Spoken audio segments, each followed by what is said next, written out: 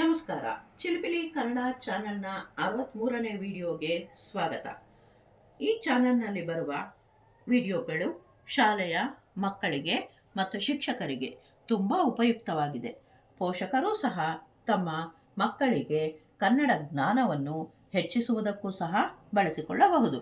ದಯವಿಟ್ಟು ಎಲ್ಲ ವಿಡಿಯೋಗಳನ್ನು ನೋಡಿ ಸಬ್ಸ್ಕ್ರೈಬ್ ಮಾಡುವ ಮೂಲಕ ಪ್ರೋತ್ಸಾಹಿಸಿ.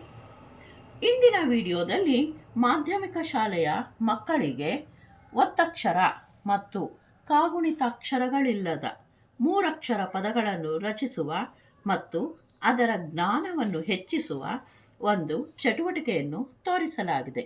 ಈ ಚಟುವಟಿಕೆಯಲ್ಲಿ ಅಕ್ಷರ ಪೆಟ್ಟಿಗೆಯಲ್ಲಿ ಎಲ್ಲ ಅಕ್ಷರಗಳ ಕಾರ್ಡ್ಗಳನ್ನು ಕ್ರಮವಾಗಿ ಇಡಲಾಗಿದೆ ಹಾಗೂ ಪೆಟ್ಟಿಗೆಯ ಮುಚ್ಚಳದ ಮೇಲೆ ಒಂದಷ್ಟು ಮೂರಕ್ಷರ ಪದಗಳನ್ನು ತೋರಿಸಲಾಗಿದೆ.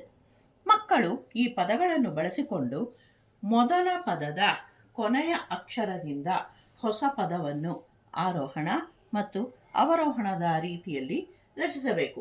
ಉದಾಹರಣೆಗೆ ವಚನ, ನಮನ, ನರಕ, ಕನಕ, ಕರಗ.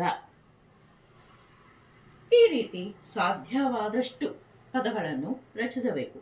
ಇದೇ ರೀತಿ ಮೂರಕ್ಷರ ಬಳಸಿ ರಚಿಸಿರುವ ಪದಗಳ ಇನ್ನೊಂದು ಉದಾಹರಣೆಯನ್ನು ಇಲ್ಲಿ ಕೊಡಲಾಗಿದೆ.